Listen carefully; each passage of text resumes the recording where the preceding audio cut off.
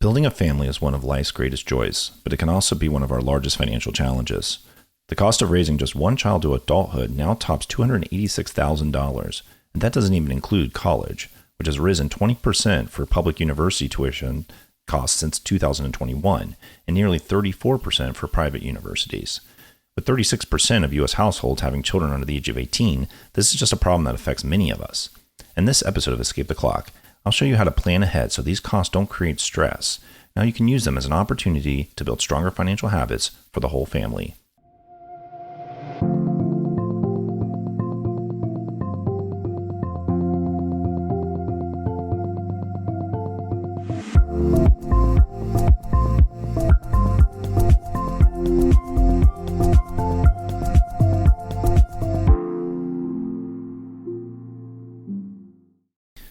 Hey, welcome to the Escape the Clock podcast, where I, Daniel Rogers, the author of the book Escape the Clock, teaches you how to make your plan. I was a program manager for 20 years working in the tech industry, but a lot of the program management skills are applicable to anyone in anything they want to accomplish in life. When I started my early retirement, I was asked to kind of capture what I was doing in my financial plan that allowed me to be successful, because it was so much more than just making a lot of money. And it really comes down to discipline and strategies to be able to control the different levers in our lives. Things like how much we need to save by understanding what our real targets are, having good discipline in how we spend, knowing how to budget, knowing how to invest. These are things that anyone can do, regardless of income level. And I had many conversations with people across the spectrum, and it doesn't matter if you're making top billing six figures or, if you're just trying to make ends meet. A lot of what I'm teaching here is program management techniques, because the program management piece is the thing that allows us to tap into the psychologies of success. And that's what Escape the Clock's about. It's about getting to our goals. And to get to our goals, we have to set SMART goals, meaning we know that they're attainable and relevant to us, but more importantly, they're measurable.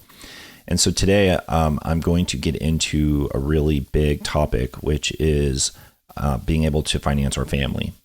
Because life is tough, and building a family is worth it, but it can be quite expensive, and it does require quite a bit of sacrifice.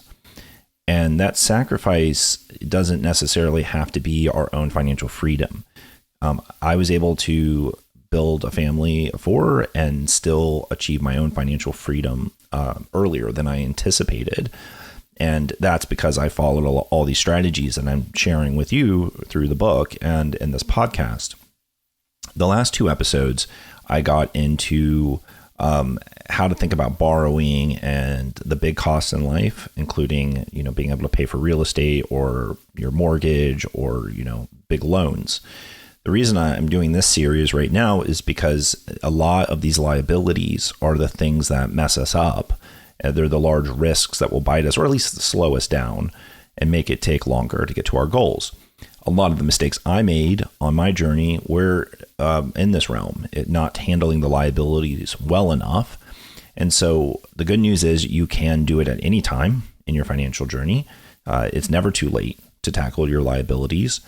And I know there's a lot of opinions out there when it comes to borrowing and credit cards. And, some people are like, never have a credit card ever.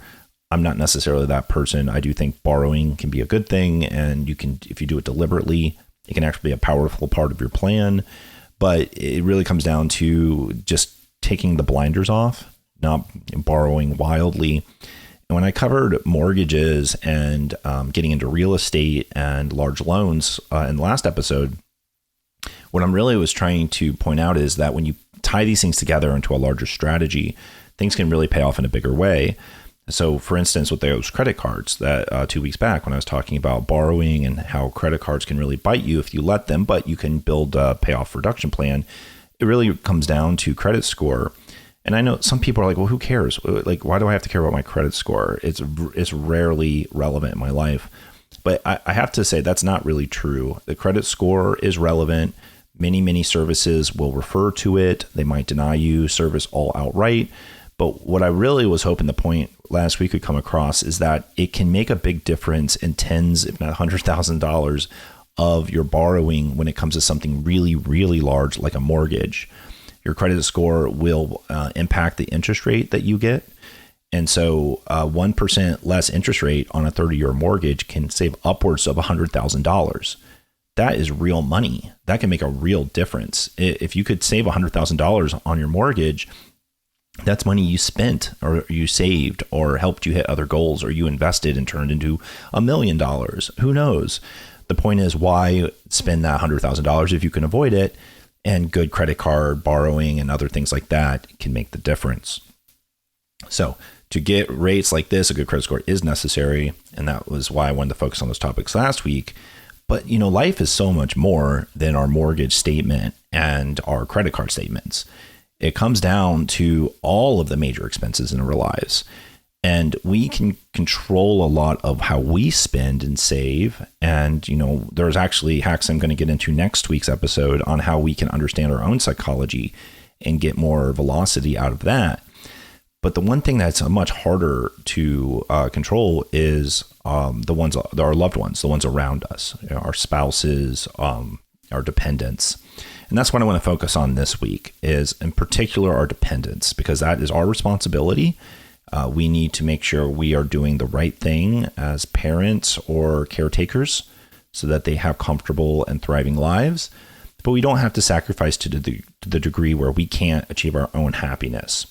So in particular, I'm really going to focus on the cost of raising children, since the price tag of that can be around the same price as a mortgage. So next, I'm going to talk about a couple stats to help ground the conversation.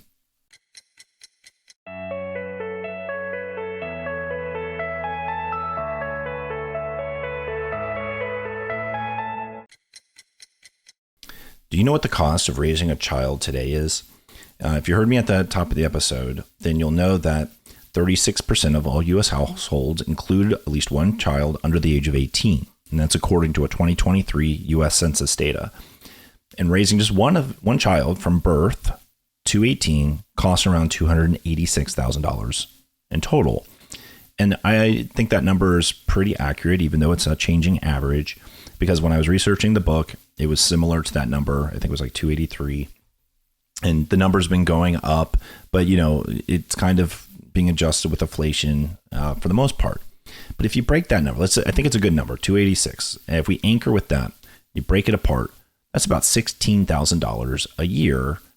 And if you think about it, that means once you have a kid, you should expect that roughly your cost of living is going to increase $16,000.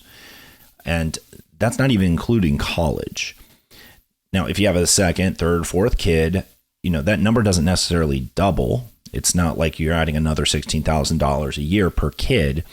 In some cases, the cost does double. Like if you went to a movie, you're paying the exact same price per kid. So, those costs are double. But if you had to pay parking or something, you're paying that one same fee that you would have paid regardless of how many kids you have in the car. So it's not necessarily double, but it is increasing. And the more kids you have, the more you should expect your cost of living to inflate. But what about college? That number didn't even include college. How much is that costing?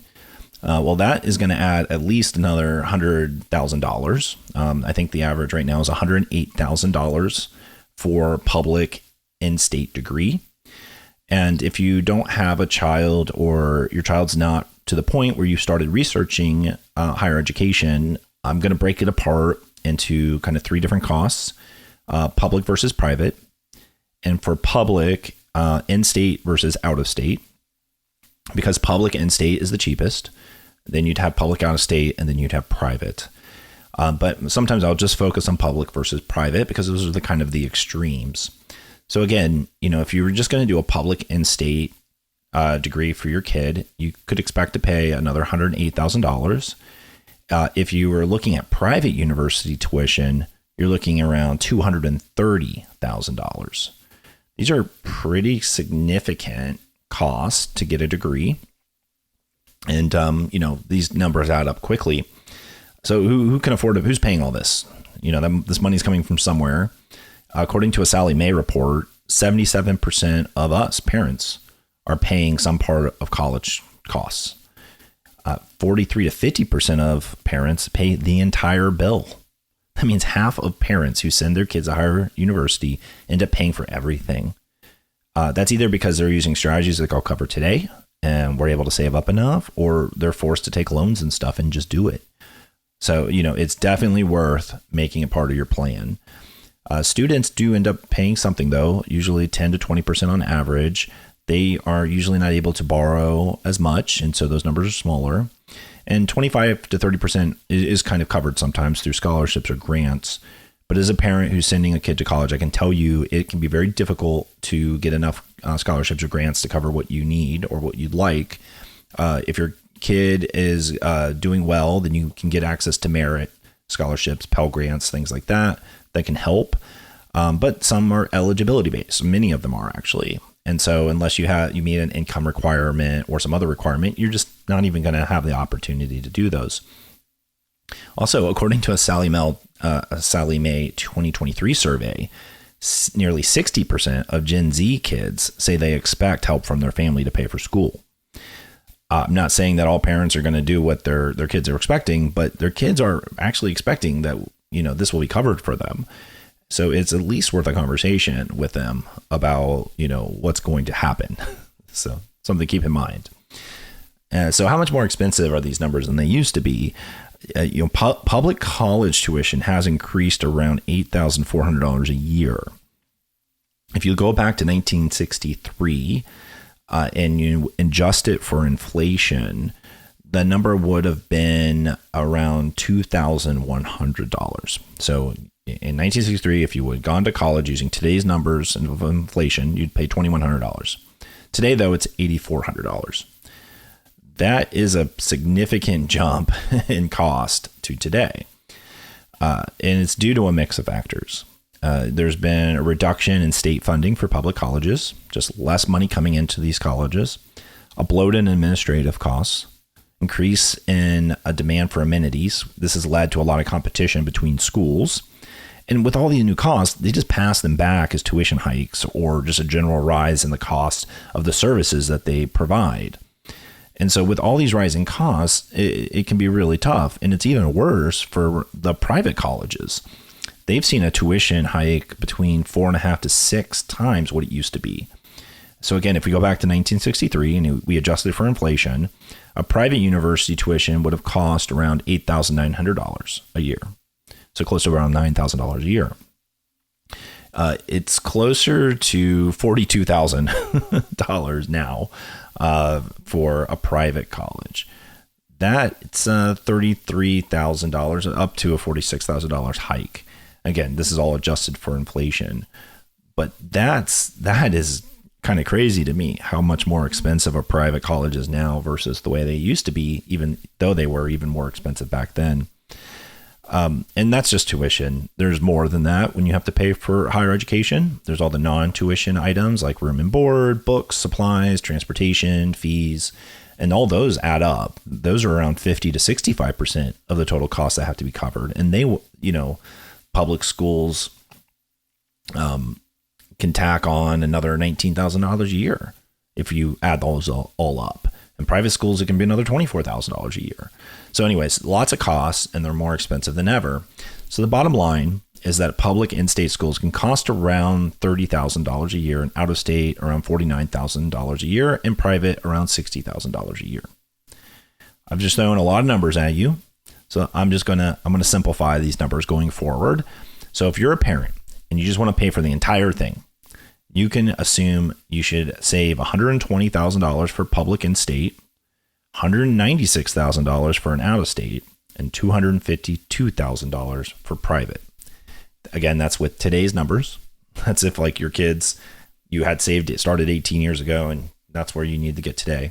And of course, you can kind of adjust it for inflation and things in the future if you like. But the bottom line is to finance one child and fully pay for, let's just say, public in-state school, you might end up paying around $406,000 total. So the total amount of cost of their 18 years plus that public in-state tuition and room and board and all those other things. If you decided you want to do out-of-state instead, that number would go up to $482,000. Private, you're looking more around $538,000. So for raising a child, sending them to a private school, getting them a degree, paying it yourself, we're over $500,000. These numbers are some of the largest costs you'll ever deal with. And I know we love our children, our dependents. We want to do well for them, but we have to have a plan. But before jumping into that plan, let's talk about a couple scenarios.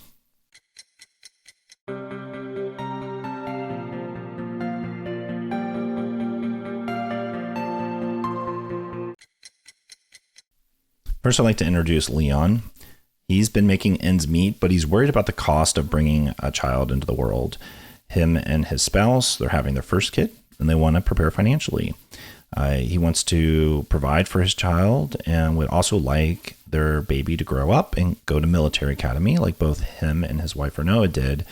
And they just really have no idea how much a baby is going to cost them and how those costs are going to change through adulthood and how to be ready to have enough money to cover all the costs in case they have to pay for it themselves and without putting all of the risk to their own plan in jeopardy. The other person is Hope. She has 4 daughters, and she's working towards her own early retirement, and she wants to ensure they're taken care of, even in the worst case scenarios. One of her kids are fully grown, another is in college, and 2 of her girls are in high school. She's focused on getting to her early retirement, but she's worried, by doing so, she might not be able to provide for her 2 youngest if something were to go wrong. And she isn't sure that one of them is even going to want to go to college, and they're trying to just figure out what they want to do. Personally, she loves the ocean, and she sometimes volunteers as an ocean activist, and she wants to do more in her early retirement.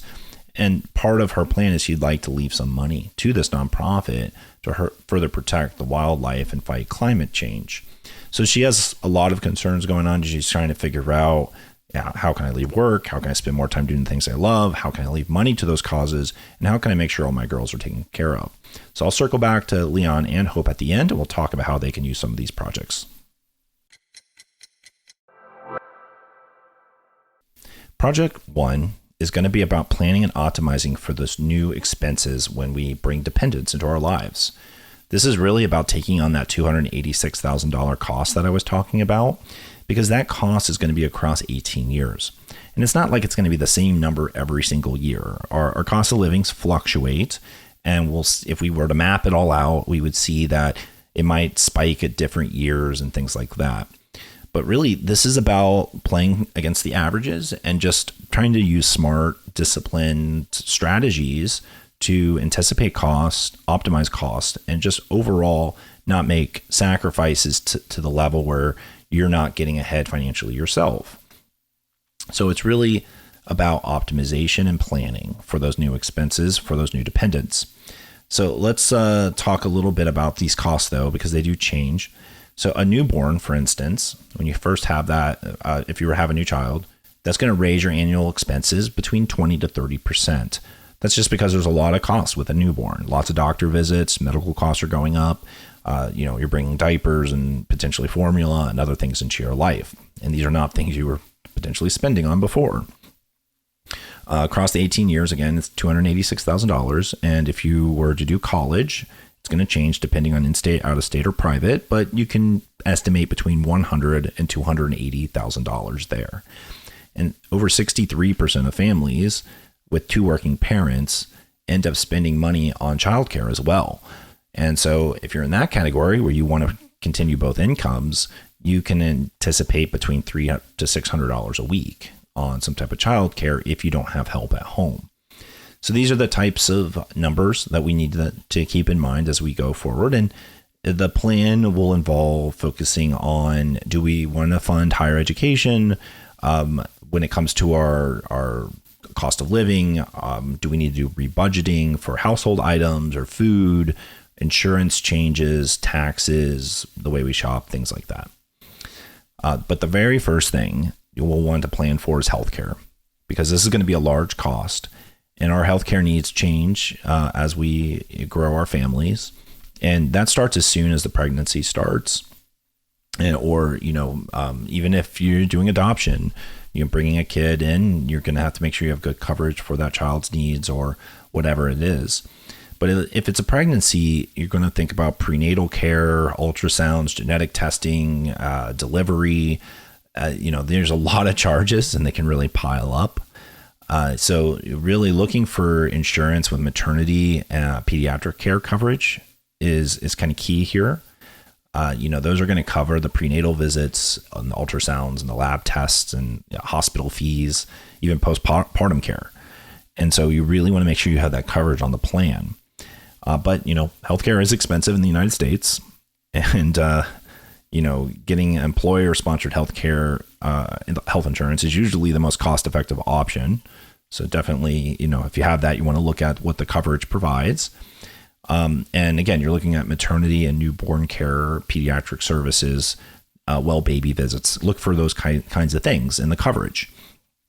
If you have a spouse, if there's two parents and both have insurance, you definitely compare the plans against each other and see which one would be best for the family. And you can also check to see if dual coverage is allowed. Some employers are okay with that, and that's awesome if you can get that.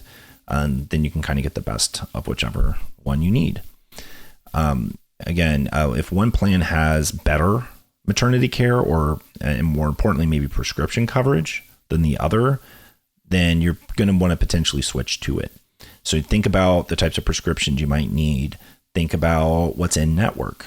Do you have an OBGYN or a hospital that you want to use? You want to make sure it's in network for whichever plan you pick. And then you're going to have to use your enrollment period to switch.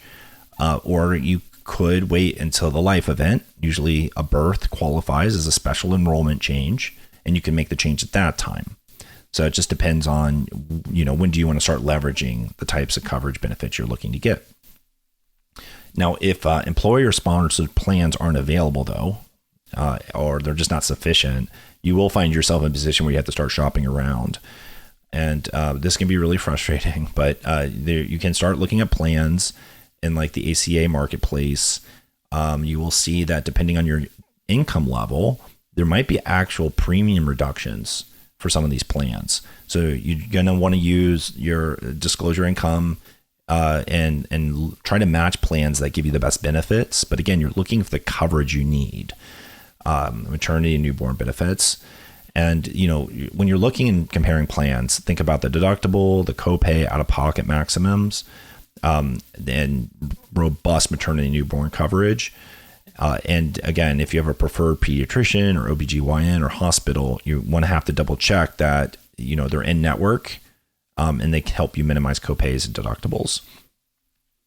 Prescription costs will add up. Prenatal vitamins or medications, specialized treatments, things like that. And this one bit me. We tried to move to a cheaper insurance. It looked like they had covered things, but then they started denying it, and it had just been such a pain. So keep that in mind. Even though if you think you're saving money with the cheaper plan, you think, oh, that HMO doesn't sound too bad. I promise you, they'll get you on prescription. So you might want to consider something else. Also, good preventative care can really help. That mitigates a lot of future costs. Remember, mitigation is always important part of the plan. So if you see that preventative care is covered, sometimes 100%, that's fantastic. You're like, okay, now I have no bill for any of these things. Also, you like when it comes to plans, you might see high deductible plans, HDHPs. These are not always the most appealing because you see these larger numbers of what you have to pay out of pocket before you start getting a lot of the benefits. But sometimes they do make a lot of sense. In particular, they can make you eligible for a HSA, a health savings account, which is a tax advantaged account that will cover your qualified medical expenses. So while you're paying more in a deductible, you're actually hopefully making it back when it comes to all your other expenses, and you potentially could get ahead. So that's the kind of thing you can do an ROI calculation on and say, okay, if I have to pay a higher deductible, do I make my money back up elsewhere versus having a lower deductible, but not getting access to getting a tax advantage on everything else. Now, if you do go with it and you do have access, health savings accounts and flexible spending accounts, FSAs, they can really optimize your cost. You can use these to cover your doctor visits, prescriptions, diapers, things like that. And the HSA is a triple advantaged account. Your contributions are pre-tax, or if you can't get a pre-tax contribution, you can tax deduct it for the taxes you paid later. The growth it's invested, so the growth in it is tax-free, and the withdrawals are tax-free. It's kind of like a Roth, which is great, but it's pre-tax, so it's even better. So HSAs are the best accounts out there. If you can get them, they're fantastic. And what you don't use in your HSA can just be rolled over. It's not like a use it or lose it. So whatever you put in there, you don't have any kind of tax burden. Yeah, you own it. So even if you got it through a job and you lose your job or switch your job or lose your insurance, you still keep the HSA. You keep all the money in it. So it's your account.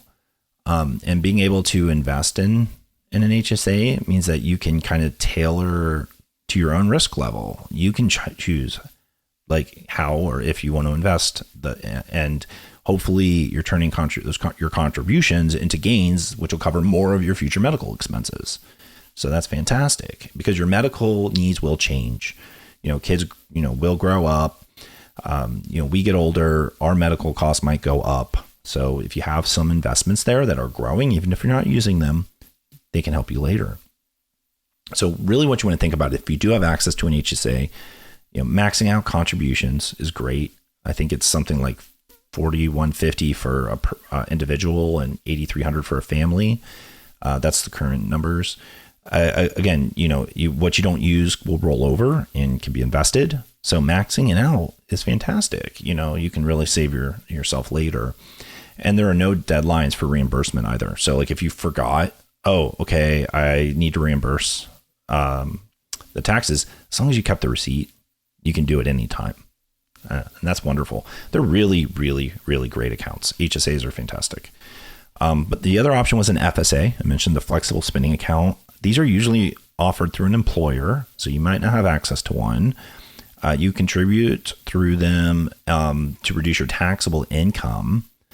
It was kind of like a traditional IRA I mentioned in the retirement account episode. So you can actually take your tax bill down by putting money into these things. But the money that you put in it isn't only for your healthcare expenses. It can also be for your childcare expenses as well. So it stretches a little bit further than an HSA can. So it's kind of like a traditional IRA and an HSA mixed a bit. It has a little bit of both. But unlike the HSA, your FSA does have a use it or lose it rule. So you can't invest the funds in it. But what you're really trying to do is anticipate your needs, get that amount of money into the account, and you're optimizing. But, you definitely want to use what's in there because, it will go away. So again, let's assume you got your insurance figured out, you got your accounts figured out, and you got your maternity and pediatric care coverage. What you're going to want to start doing then is checking for which procedures require pre-authorizations. You can call your insurance providers and you can make sure beforehand, because if you don't, we were in this situation ourselves, you get this surprise insurance bill and it sucks. And you can kind of deal with sometimes after the fact, sometimes there's mistakes, but really what you're trying to do is just, check ahead for big cost procedures. You select a plan that has in-network coverage for your OBGYN hospital. You working with them, you can kind of understand what they're going to run. They can even give you procedure codes. You can ask for them. And then you just take the procedure codes and you run them by your insurance and say, is there any pre-auth required for this? Is our coverage good? And things like that. They can give you a really good idea so you don't have any surprise costs. And again, if you got preventative services covered, you should expect never to have to pay anything there, saving you money. And also before a delivery, it's good to ask for an itemized estimate because that can be pretty expensive. You can check your plan's out-of-pocket maximum and know that everything after that should be covered 100%. So you can get a good idea what bill, if any, you're going to be hit with there. And again, your HSA and FSA can help you. you can reduce that burden of anything you're going to end up needing to pay.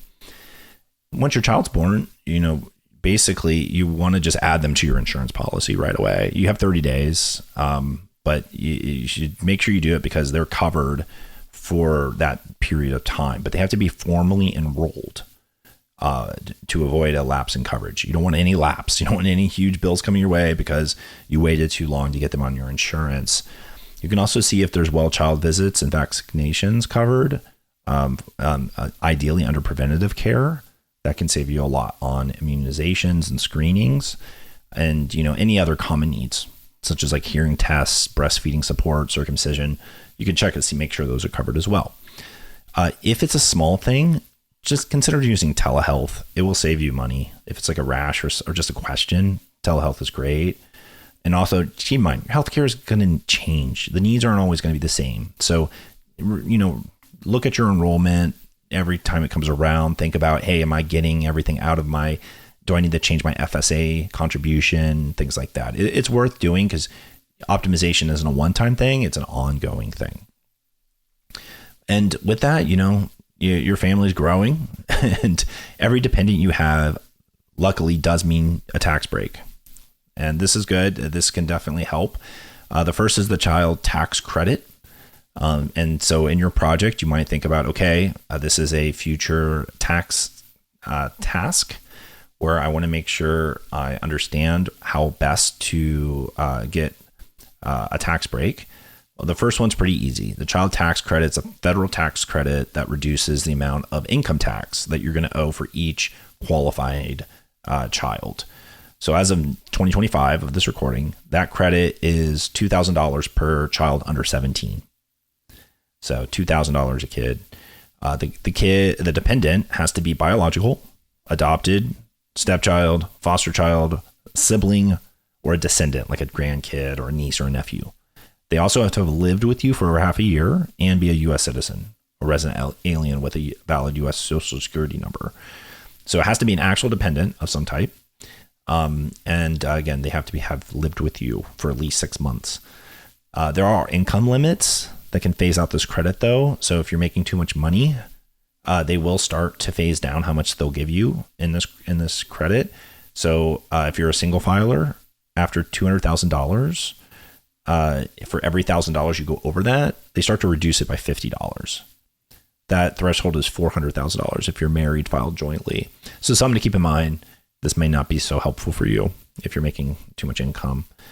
But if you are getting the credit, you could actually end up reducing your tax bill to zero or less. What I mean by less is you end up owing zero taxes, but you actually get a refundable credit if the amount of money they owed you on this child tax credit passes that zero. This is called an additional child tax credit, or ACTC. And it's worth up to $1,500 per kid. But you have to have, also keep in mind, you have to have earned some income. I think at least $2,500 in income. So if you earn income and the credit gets you past zero, you can get some money back. So let's say that you owed $3,000 in federal taxes and you have two kids, both under age of 17 that qualify. Each child would have earned $2,000. So $4,000 total. So you owed $3,000 in taxes and you're getting a $4,000 credit. So what happens is it reduces your bill to zero. So you don't owe anything.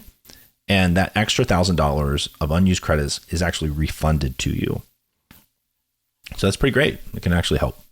There is another one though called the Child and Dependent Care Credit. This is a federal tax credit designed to help working families with the cost of care. It's actually different than the child tax credit. It's really focused on work-related childcare expenses like daycare, preschool, before after school care, day camps, even babysitting.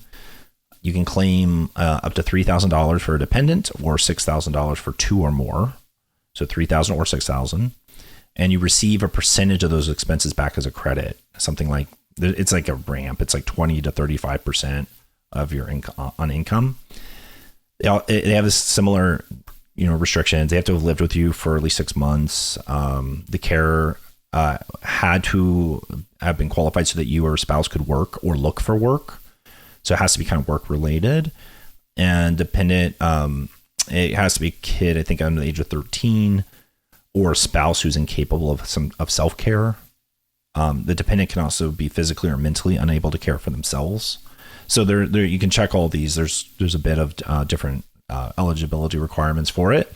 Also, the credit in this case is non-refundable. So that child tax credit, you could get anything past reducing your bill to zero. That's not true for this one. So keep that in mind. So, between the two, you might want to think, which one how am I using these? Am I using one or the other, a combination, or just one? Because you could qualify for both. And they can seriously help you with your taxable bill. And if you're not sure, it's a great thing to talk to a tax advisor about. The last part of this project is really about those costs, though, because, the cost of bringing a baby into the world is, that can add up. And then there's the ongoing tax optimizations. But really, from diapers to baby clothes and formula for infants to toddler clothes, video games, vaccinations, vacations, even maybe a car insurance when they're 16. There's just so many life costs. And this is where budgeting and cost saving hacks are going to really, really help you.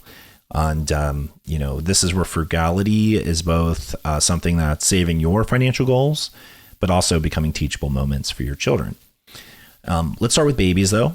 There's a couple baby saving tips that I would like to mention. The first is leveraging a baby registry. I think a lot of people know to do this, but it is worth it. Doing a baby registry, especially on some of those costs that will pay off for you, is fantastic. So really putting on that registry, the stuff you really could need or not afford, can upfront some stuff. Diapers, wipes, formulas, and other things that you're going to buy all the time. Getting them in bulk is worth it, but also looking for ways just to reduce the cost of them. So for diapers, cloth diapers, even though some people might think it's disgusting or difficult, they are actually environmentally friendly and way more affordable. So, it can really help. But when it comes to the cost of these for baby stuff, coupons, cashback programs for baby essentials, they exist. You can find them. So look around for that. And don't be ashamed to accept hand-me-downs. Like, people buy stuff for their babies and the babies grow out of them actually relatively quickly, and they do not mind passing them to someone else. Sometimes it could be in the same family, older child to younger child. But secondhand is a great option, especially, for fast-growing babies. So if you join like local parenting groups or these buy, sell, trade forums, you can find lots of free stuff and really, really cheap things. Really worth doing. Also, not everyone's going to be into this one, but if you're willing to do like neutral clothes, baby neutral clothes, like not gender specific, not only does it increase the likelihood of reuse for a future child. So like, you have, a boy, later you have a girl, its gender doesn't matter. But also resellability is higher for that. So just something to keep in mind there. But eventually your baby's older, you have a young child, toddler age. You're going to find that you're going to be in this period where you're supposed to be buying all these enrichment activities. There's all these learning toys and programs, and they can be really pricey. So, consider buying those secondhand as well, or finding ways to make some yourself. There's actually a lot of great ways you can enrich your children just with, activities, crafts, or free things. Also, there's so many books out, that you'll want to get reading time and all that stuff. Libraries are fantastic. It could be an event, going out and picking out the books and borrowing them instead of buying them. The thing that I really enjoyed at this age, I think we did that was smart, was toy rotation. So we saw, like everyone, we were getting a lot of clutter and a lot of toys in our lives. People buy you gifts, like you end up with more than you expect. And kids are always kind of asking for toys. Well, we didn't want to have the clutter, so we bought 2 large purple bins, and we we had the kids fill them up, and we stored them away. And in months later, I think it was like 3 months later, we'd bring the bin out, we'd open it up and say, you can take anything you want out of this, but you have to put something back in. So they're rotating between the bins. This was awesome. It kind of cluttered down. They made old toys new again. They were excited to get stuff back out. So it increased playability. The stuff they never were pulling out, we knew were sellable. so they had less attachment to them. It can work really well. Also, this one we did well too, I think, was buying clothes too big for them. My spouse gets all the credit for this. She would buy clothes 1 or 2 sizes bigger, and they look kind of funny with the clothes that are a little too big at first. But kids grow so fast; they grow into them, and you just stretch the amount of time the clothes are applicable. Also, just promoting free activities like going to parks, play groups, museums, discount days as well, story times, or just playing outside. That stuff that can help add up. When they're school aged, you're going to see that the costs are going, they really mature, evolve. They want different types of things. When it comes to back to school time, there's usually these tax holidays where you can actually save and you can plan to buy in bulk during those back to school tax holidays. That can help save you a bunch of money. But really what I want to talk about for school age kids is starting to teach them financial literacy, helping them build their own appreciation for the value of money, introduce play money or coupons, educate what advertising is and how peer pressure can affect the way they think and then they act and they spend. And importantly, avoid negative language. Like when you're at a store and they ask for something, instead of saying we can't afford this, try to reframe it as this isn't the right time to buy it.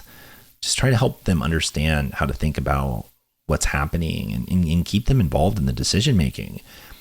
Allowances worked really well for us. So starting allowance tied to basic tasks, especially anything that connects effort to a reward, and starting small and ramping it up based on their age can really help with that. But teach them to divide what they earn into buckets. Say, okay, well, you just earned $1. Part of that goes into, you get to spend part of that. You should save part of that, and so you should give the rest of it away. That's a really great way to teach them discipline. That's easier to learn when we're young, but harder to learn when we're older.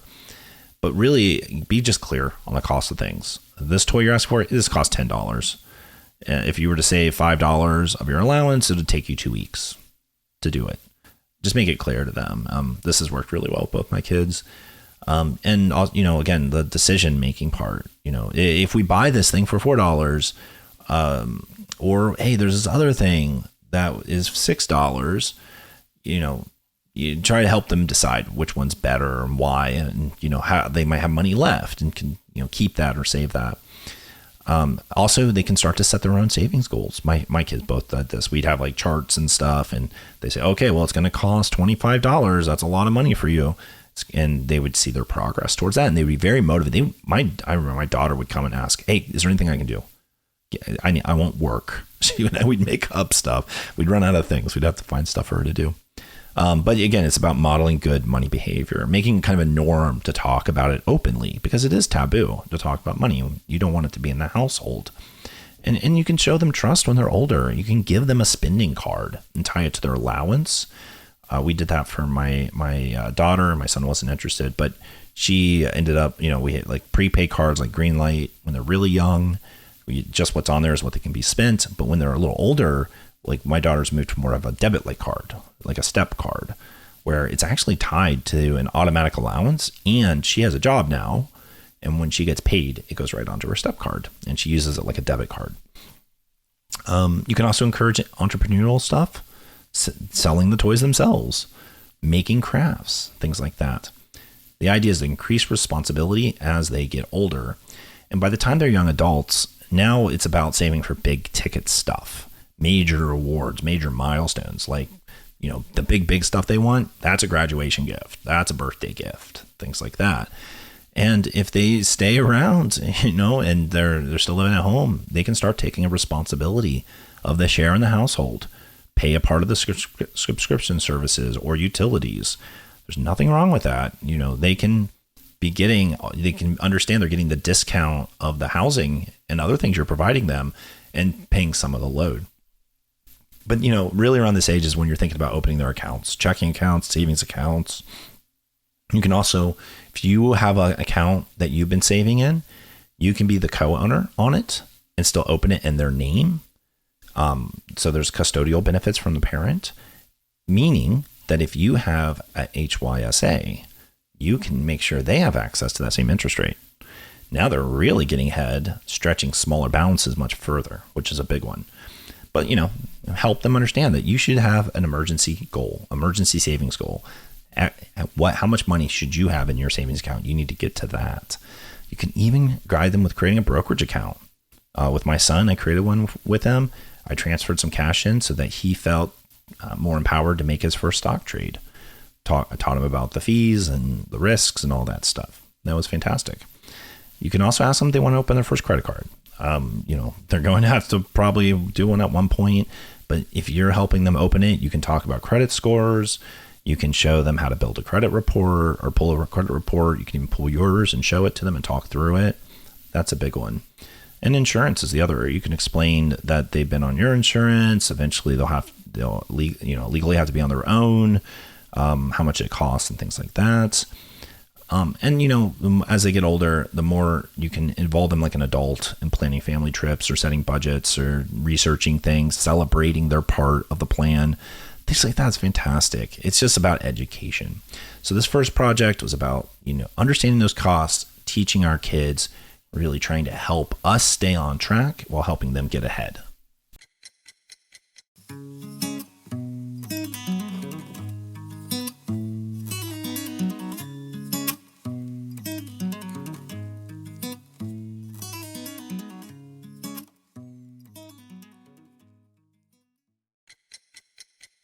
Project 2 is about the 529 account, which is the way that we can save effectively for our dependents' higher education.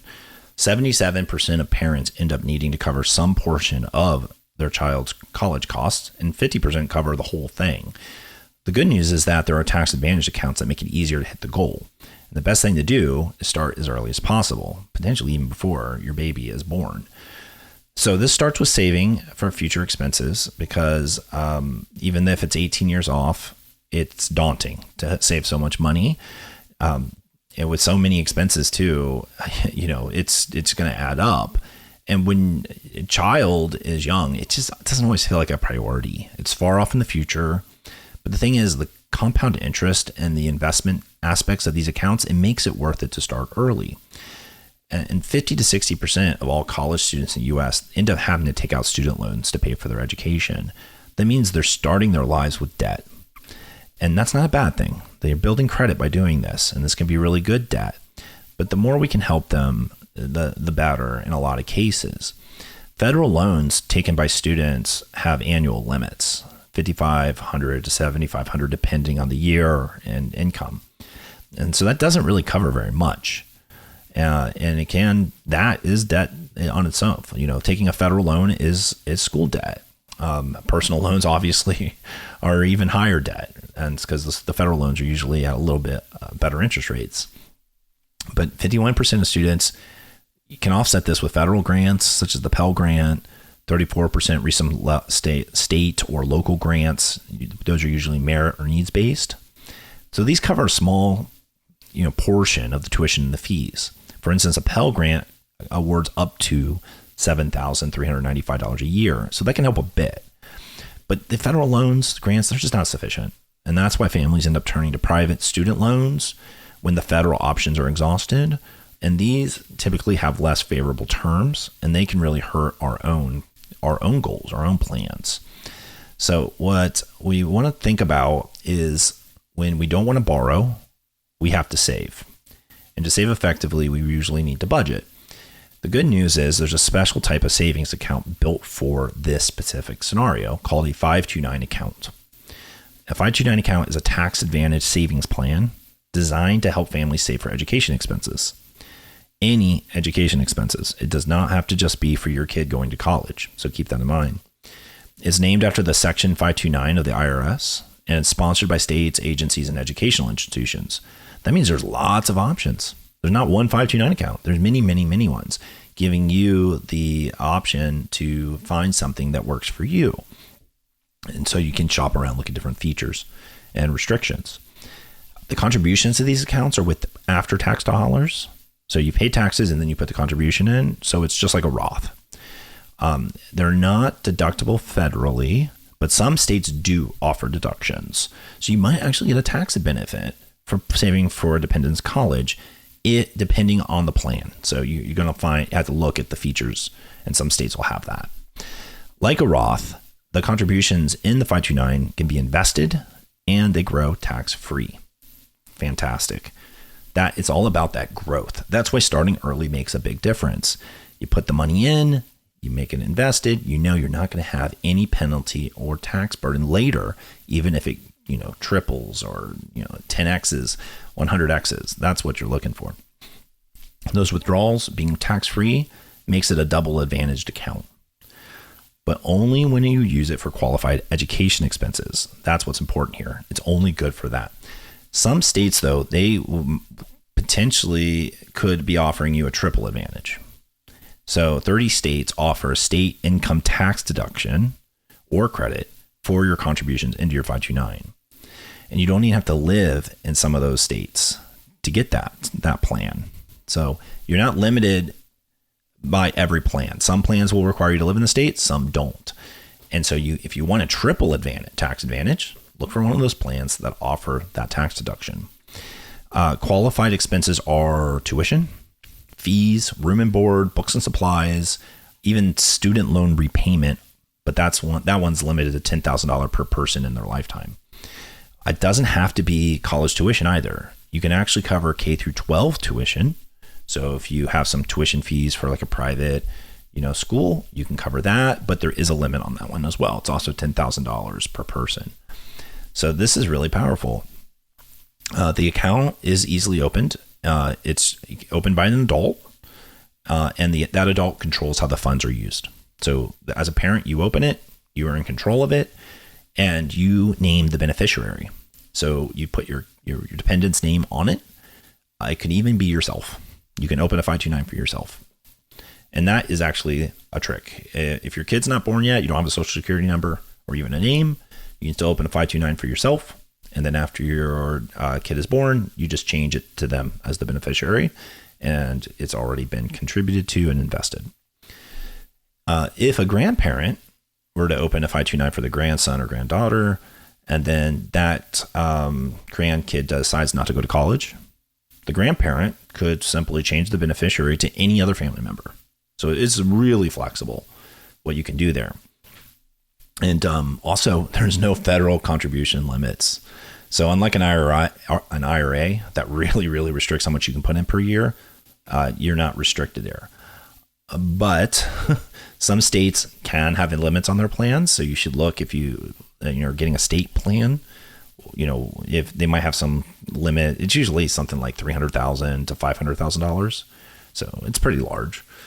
But the bigger gotcha is that your contributions will count against your federal gift tax exclusion. So if you're not sure what this is, there's only so much money you're allowed to gift per person per year. Something like $18,000, I think. So keep that in mind. Whatever you're putting into the 529 will count against that number. And if you had other gifts and stuff, that could get you. There is a trick here, though, for that one. If you wanted to do a big lump sum contribution and you didn't want to be limited by that $18,000, you can do a super fund using this provision called the 5-year gift tax averaging rule. So let's say instead of that $18,000 limit, you want to upfront 5 years worth. So you have $90,000 you want to put in, and you can double that for a married couple. So that limit, $18,000 limit, is actually $36,000 limit if you're married jointly. Anyways, to do this, you're just filing a form 709, that indicates that the election that you put into your 529 is to be average across 5 years, and then boom, you're not going to get hit by exceeding that limit. No other saving vehicle offers so many benefits and flexibility for funding education as a 529. Just stop. Period. That's just the case. Wealthy people might even move assets out of an estate into this account to boost the compound growth and reap the tax and investment gains. So it's just smart for everybody. Everyone should be leveraging these things because of the investment nature, the compound growth, the tax-free nature of these accounts. It just makes sense to use them and to fund them early. even if you can't afford to do a large lump sum contribution, dollar cost averaging isn't bad. That's actually what I did. I had automatic contributions going in regularly, like with any other investment account. Markets fluctuate. You don't have to worry, is it a high or a low? You're just buying it, whatever it is. You're not waiting too long to be in a horrible catch-up situation. You know that you're just constantly contributing, and if your gains are going well, you're getting to your goal faster. Just note that the beneficiary you name does have to have a social security number. So as soon as you have a social security number for a new dependent, you're going to want to make sure you tie that in. But again, you can open it early in your own name as a beneficiary and change it later. You can even share out links to have people donate to these accounts. I love doing that. I would always hammer on that with family. Please donate to the kids' 529s. They would appreciate that more than something they'll never use. So really, when it comes down, though, to funding these accounts, I open the 529s and a bit of a no-brainer, sorry. But how do you even know how much money you're trying to get into these accounts? That's going to depend on your goal. What type of education funding are you willing to provide for your dependent? And you should start to ask yourself some questions. I cover this with a diagram in the book, but I'm going to try to do this over a podcast. The first is knowing that in-state, out-of-state, public, private, vocational are all different. That the amount of saving is going to have to come down to which of those you're okay with supporting your kid with. So when the child's born, it's impossible to know this. You don't know who they're going to be, if they're even going to want to go to school. You can encourage it, you can do everything, but this is a question you can answer for yourself. Are you willing to finance private college for your kid? It's okay if the answer is no. It was no for me. I was not going to pay for my kids to go to private school. They wanted to go to private school. They were going to have to find a way to get the right types of scholarships for that, or they'd have to take out the loan. And when they max out loans, we talk about how I could help them at that point. But I made it really clear to them that, that would be a cost they take on, even when they were young. But public, I was okay with. Now, I focused on in-state, which is more affordable. But I had a plan in case they decided they really, really needed to go to out of state. But knowing that I was going to do public in-state, that gave me I know I could look up the cost of the universities, the public and state universities in my state. I could see how tuition was changing. I could kind of figure out what my goal was. And what you're really trying to figure out is, one, how much debt are you okay with your dependent taking on? How much money they're going to have to borrow, and how much can you afford to save to help them? And of course, there's grants and loans and stuff to come in the picture too. And if you oversave, as I'll cover in a minute, that's okay. That's actually a good thing.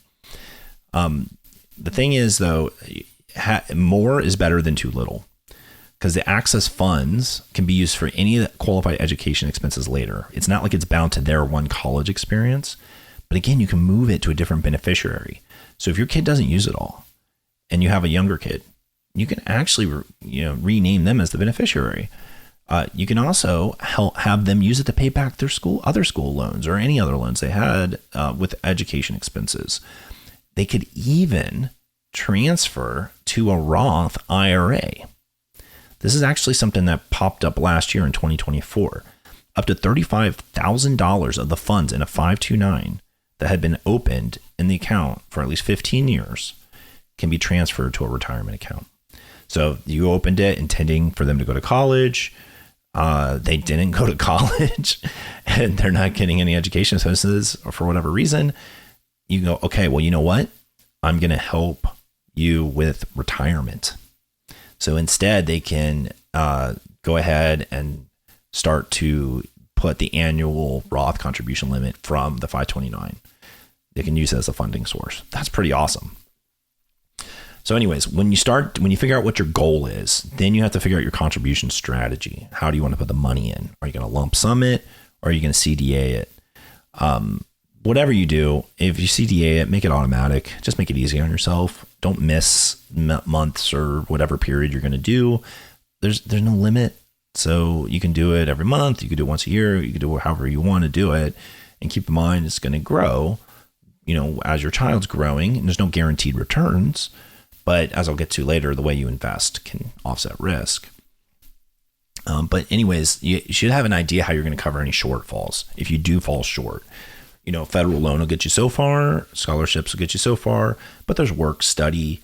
You could have private savings. You could have them try to, like I had my son get a job and he's working over the summer. Financial aid will help you figure that out. You'll do a financial aid package when the time comes, and you'll have to know how you'll take care of any shortfall. When you are thinking about your contributions, you need to think about how you're investing the money in the account. Again, that's one of the big advantages. This comes down to your risk tolerance and your risk capacity, which I've talked about in other episodes. But really just, look at how you want the money to grow based on your preferences. And there's really 3 options here. The first is you could do an age-based investment portfolio. This is the most popular. When you open an account, you'll know how old your kid will be at the time they should need it, in 18 years or whatever. And that becomes a maturity. So it's kind of like an 18-year target date mix. The investments will be automatically adjusted over time based on their age, starting with aggressive stocks and then kind of doing a glide path to more conservative cash and bonds. So this is kind of like easy mode. And I think people had decent results with this. But the other is a static portfolio where you can just say, okay, I don't want to go and pick individual stocks, but I want 60% to be stocks and I want 40% to be bonds. And you can think of stocks as a little bit riskier and bonds as less risky.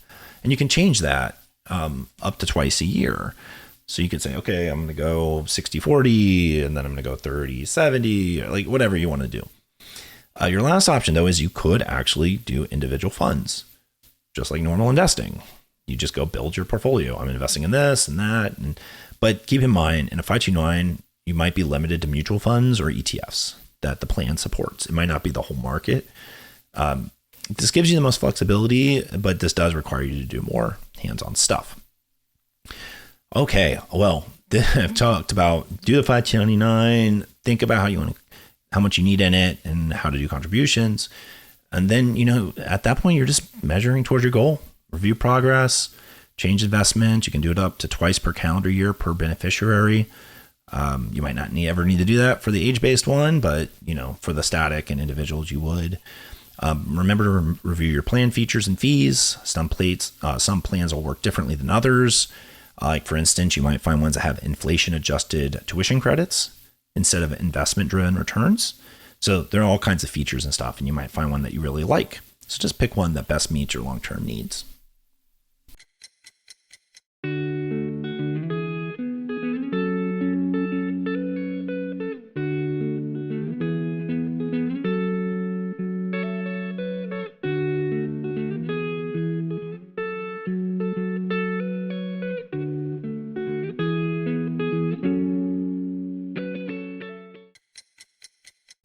Project 3 is about ensuring your family's covered even if you're not there. I haven't talked about this yet, but providing for a loved one, it doesn't stop if we aren't there to complete our plan. And what I'm getting at is death itself can't be mitigated, but at least financially, we can take steps to ensure that spouses, kids, and our other loved ones will be taken care of even after we're gone. This comes down to estate planning.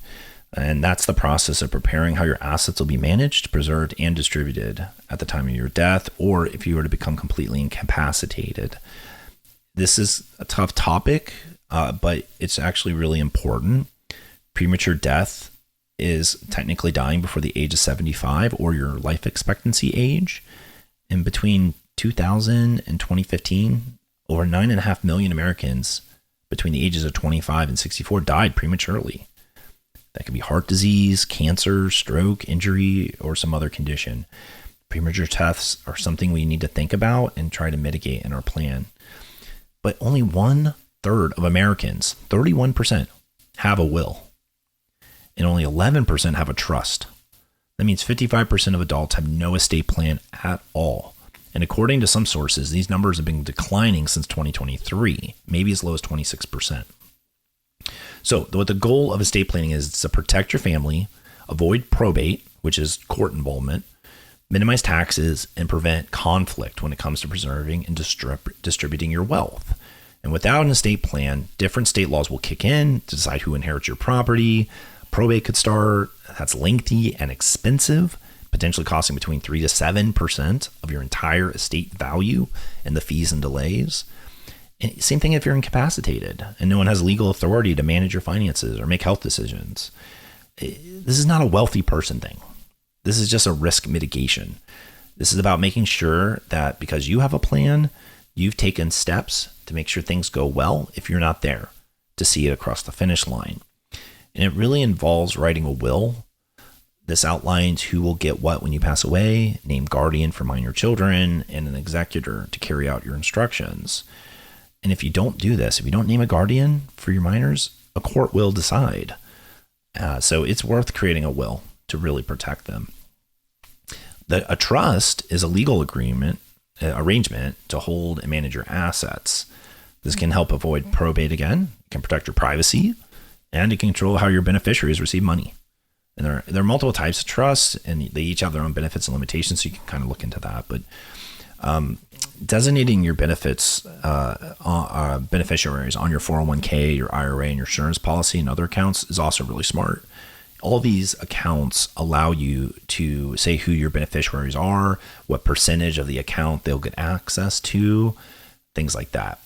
Keep in mind that when you do that, let's say you go on to your HSA or your IRA and you list your spouse and your kids as your beneficiaries, that will actually override what you put in your will.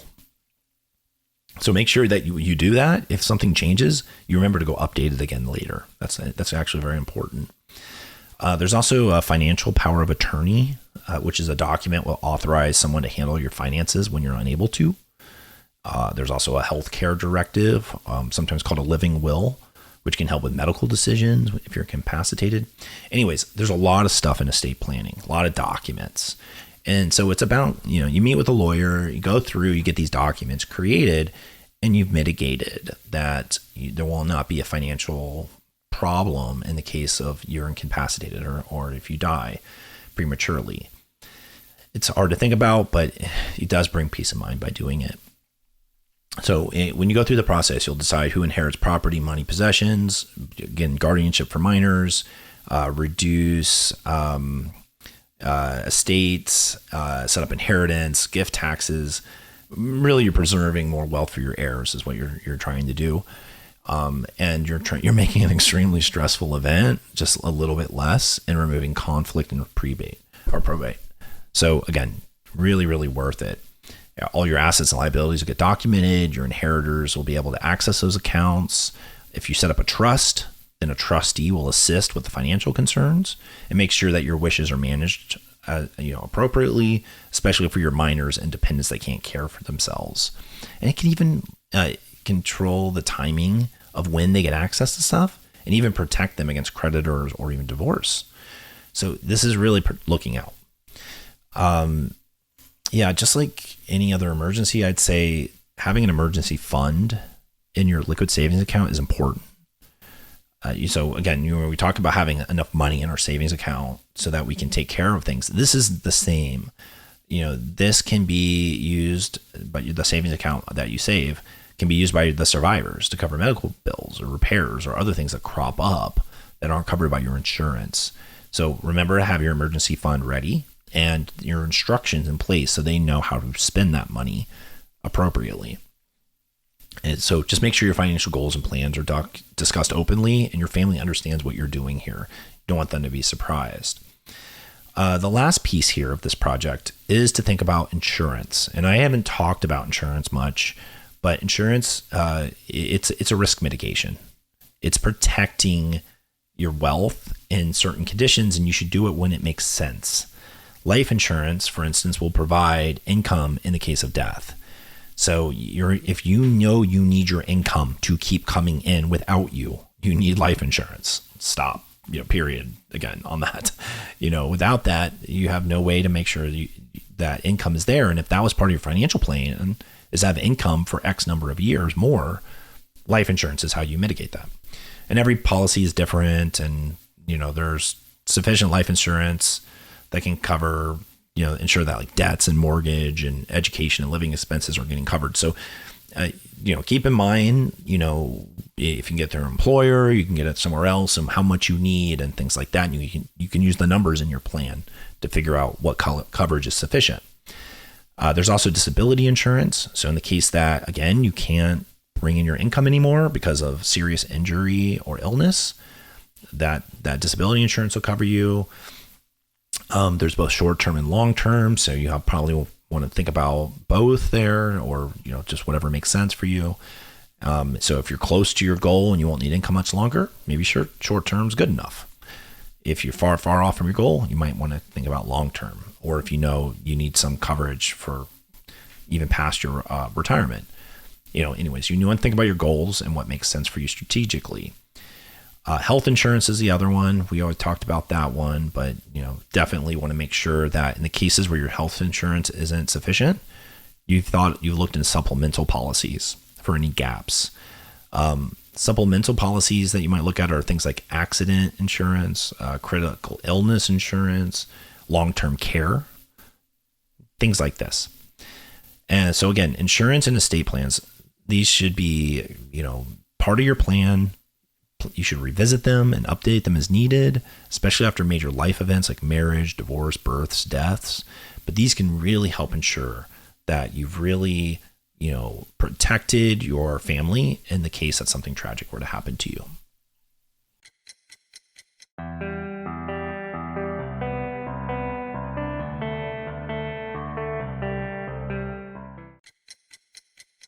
The last project is about leaving behind a legacy.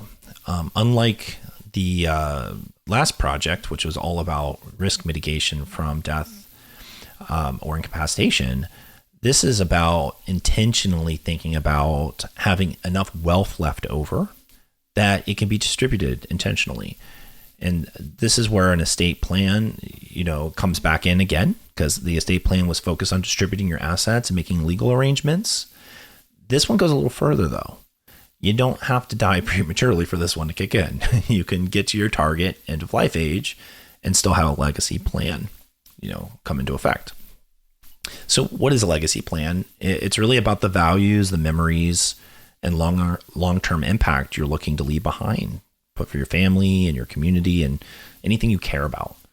The will that we talked about, trusts, power of attorney, healthcare directives, all those things. It's about that, right? These are still foundational to that legacy that you're trying to leave behind.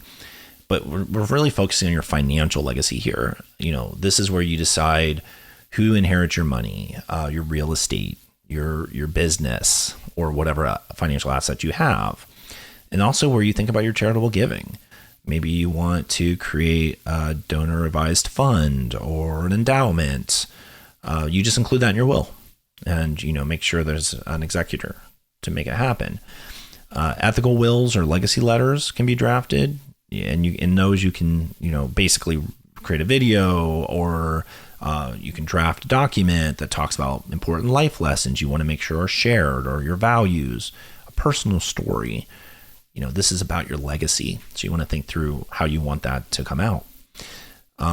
Succession plans are usually for, like, if you own a business, if that's part of your financial plan, succession would be included here as well. Philanthropy, community involvement, things that really matter to your life and how you'd like those to continue even after you're gone. So what this really gets down to, if you have an escape the clock like program plan, you already have calculated your goals.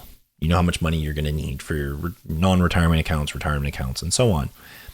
But when you're thinking about legacy, that's a goal as well. And legacy, it's more than financial, but for the financial bits, we do need to go back and calculate those numbers. So it's going to ensure that you have enough money in the right places to achieve those things that you've covered in your directive. And so you want to make sure you leave enough money in, it could be a savings account, it could be a retirement account, and I'll cover accounts in a minute there. But really, how do you even determine how much more you need to have saved for your legacy? It's just going to really depend on what you're trying to do. Who do you want to benefit? What kind of legacy matters to you, and what outcomes are you looking to achieve? For instance, you might be like, okay, I just want to pay for my grandchildren's college education. Great. That's a money goal, and you can focus on 529 account. I want to leave the family home mortgage free to my heirs. Okay, well, maybe that's just pay the mortgage fully off and ensure that they're named as the inheritors. I want to leave my son and his children $1 million estate. Okay, you'll have to know that you have that much more grown in investments or in net worth by the time of your death.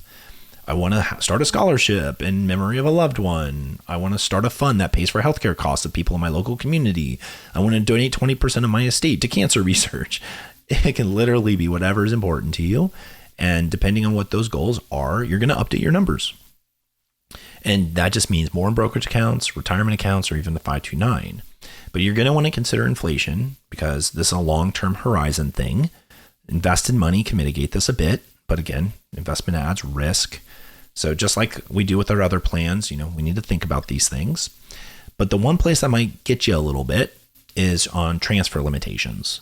So for instance, Social Security, if that's part of what you're thinking, you survive on and you want to ensure passes on, well, it's not inheritable by anyone but the surviving spouses or dependents. And, in that case, they're getting survivor benefits. So, you can't actually inherit Social Security benefits to another person, but, they can get survivor benefits. An HSA cannot be transferred tax-free to anyone but a spouse. So if you want, a grandkid to get your HSA or your son to get your HSA or whatever, you might actually you're going to create a tax bill for them. You can transfer it to them, but they're going to pay taxes on everything there after your death. Also, pensions don't always have survivorship options. It's worth checking on that. So look at, different things on pensions. Annuities, they just stop typically at your death. No payouts, no inheritance. It's one of the very many reasons to avoid them. If it does have a limited death benefit, such as a paid rider benefit, it might only pass the remaining value of the annuity. And even that is usually triggered as ordinary income tax to the person who inherits. So annuities have a lot of downsides. But if you have one and you want to make that part of your legacy, try to see if you have any options there. Some accounts need to be rolled over to the beneficiary's account for them to have access to it. For instance, pre-tax accounts, like a traditional IRA or a 401k, can be rolled over to a spouse's account. So the whole money basically just gets rolled into theirs. But non-spouse beneficiaries like children, they are usually subject to a 10-year rule. And this stipulates that the entire account has to be emptied in 10 years or otherwise it will pay taxes. So it can roll over to them, but they have to use the funds. They can't just sit on them and invest them forever. Trusts can own almost any asset. So a trust is a really powerful thing you can set up. But keep in mind that how the trust is written will determine who gets it and when they get it. So if you don't write the trust well, it can result in more taxes getting paid, misallocation of assets, and maybe even legal challenges. So be careful with the trust. Make sure it's really well written. The last one I want to mention is real estate. It's part of my plan. It might be part of your plan as well. Real estate must be titled properly to avoid probate. You don't want court issues when it comes to real estate inheritance. I highly, highly, highly recommend using a real estate trust. A real estate trust, when you purchase and own real estate, can help mitigate all of this scenario for you. It avoids probate, it'll protect your privacy, minimize your estate taxes. It's just lots of benefits. So a good thing to talk to a financial advisor about is, hey, what would a real estate trust do for me and help me in my legacy plan? Awesome. So when it comes to legacy, again, think about what you want to accomplish, make sure your goals reflect them, and that you have clear instructions for how they're carried out.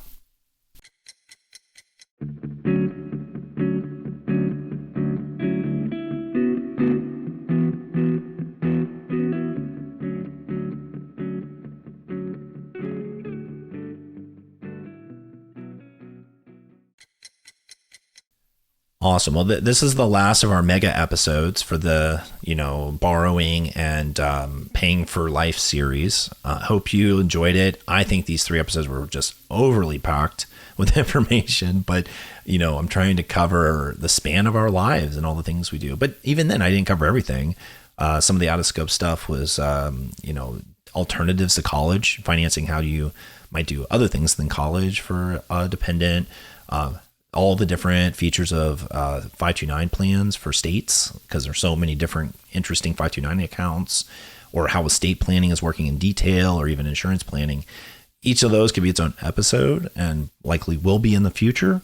But for now, again, we're doing broad strokes. I'm trying to help you get an understanding of any of this stuff can be in your plan, and it should be in your plan, because with a plan, you're creating motivations for yourself. You're celebrating, you're staying on track, and you're getting to your goals. And that's what this is. And in this case today, it's all about our families. And raising children can be one of those life's greatest joys. But let's be real, it's expensive. And if you can remove the financial stress of that, it just makes life more enjoyable. You can enjoy those precious moments without really feeling that stress of that cost coming. But making smart decisions early is the difference between struggling and thriving. So have a plan. It will help you when you're in the moment. The lizard brain isn't kicking on and you're just doing the whatever thing. You thought ahead. You're allowing that rational system in your brain to do the thing based on your plan. And every single birth is a significant life event that can and should be planned for. So update your financial plan, include the milestone, start budgeting, start saving, open the right accounts, 529 for college savings, HSA for medical, good insurance policy with the right coverage, a DCFSA if you can get that, and so on. And as you go, teach your children about money, help them create their own financial plans when they're old enough. That's a real legacy in my mind, is that we raise our families and dependents and loved ones to really be able to care for themselves and pass it on generationally. Usually by our grandchildren's generation, they financially struggle more. The lessons don't always get passed that far. So, teach them how to teach their kids in the future. Talk about this stuff positively, encourage them to make opportunities out of things, and whatever is not used, think about how you can get the most out of it. Change a beneficiary, convert the funds, whatever you need to do. And, all of this carries some level of risk, of course. Life is about unknowns, uncertainty, and we have to figure out how to mitigate risk. Life insurance, disability insurance, that can mitigate it. Estate planning can help. But be careful. Avoid insurance schemes, things that are going to tie up, paying high premiums into some questionable investment returns or annuities. Those things that sound too good to be true usually are, or the benefits could be really good, but they might not be right for you. So they're worth looking at. Keeping your plan simple can usually do the best for you. And, just treat insurance as what it is: protection of your income, protection of your health costs, whatever that is. And think of it that way, not as an investment. And when it comes to legacy, keep in mind, your estate will only be managed according to your wishes. If you set up a will and the other essential documents necessary. So taking the time to do that, not only do you get peace of mind, but you're making basically automation for your plan to finish and for your family to be covered. And maybe they'll actually take some learnings away from that as well. Because leaving something behind to our children, especially in uncertain times, that can be just great knowing that we've done that. And you can leave stuff behind to children. You can leave it to the causes you care about, or both. It just depends on your goals. All right, let's circle back to Leon. He and his wife were expecting their first child. They wanted to plan wisely. And, he's still working. He's not retired or anything. They're young and they're having their kid. And so they decided they needed to get the right healthcare because, they started looking into it. There's a lot of cost. So they compared his employer healthcare versus Renoa, his wife's healthcare, and they put it in a spreadsheet and they looked side by side and they saw that his wife's healthcare had better coverage and the high deductible plan was the right one for them. because not only did it have the best maternity and pediatric care, but it also qualified them for an HSA. They also know that because they're both going to keep working, they're going to have to pay for dependent care. So they opted into a dependent care FSA account as well to cover childcare. And during pregnancy, Renoa starts tracking costs. She's tracking what the delivery cost might be, using prenatal care options, just looking on ways she can save on any baby essentials.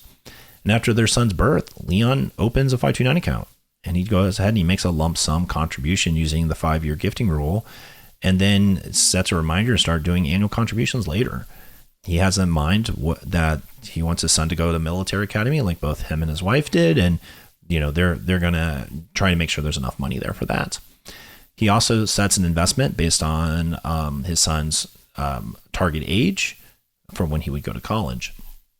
And as his son grows, they involve him in money talks. They give him earning opportunities and spending responsibilities, and they watch him mature and do well. And he also keeps encouraging his family members to contribute to the 529, and eventually they actually exceed their goal before they need to. And by high school graduation comes around, their son has already earned an income, has built credit, saved money, invested, and done all the things that helps him make an easier transition to adulthood. Hope, she is a mother of 4, and her 4 girls are at different ages, and she was also working towards an early retirement. So she had her own, both her own financial goal and a legacy goal. She wants to both use her early retirement to work in ocean conservation, and she wants to ensure that that's taken care of after her death as well. So she starts with ensuring that her daughters are going to be cared for and that she can leave something to this nonprofit. So she meets with a lawyer. She creates an estate plan, starting with drafting a will and setting up a trust for her, would take care of her 2 youngest minor daughters. She designates guardianship for her minor daughters and names all 4 of her daughters as beneficiaries on her accounts. And for her early retirement, she decides she doesn't need life insurance because she doesn't need the income anymore, but she will need long-term care insurance to protect her daughters from the case where she becomes debilitated in some way, and she doesn't want to push that cost onto them. So she looks at which insurance she doesn't need, and she adds the insurance that she does. She also reviews her health, dental, and vision plans, make sure they will continue to cover her daughters, her younger daughters, for as long as they need to until she can take them off the plans. And her junior daughter was actually unsure about college. Hope has been saving in a 529 account for her, but she's open to the idea that if her daughter decides not to go to college, she'll redirect the funds either into rolling into a retirement account for her daughter, or even renaming it to her youngest daughter, who is looking like who would be potentially interested in going to a private school. And finally, she completes her legacy plan. She drafts in there a stipulation that 10% of her estate would go to her nonprofit, but only if she lives to the age of 70. Otherwise, all of her assets would be divided equally among her surviving daughters. So she's done her calculations and she figured out she can do what she wants to do, but she is going to put her daughters first.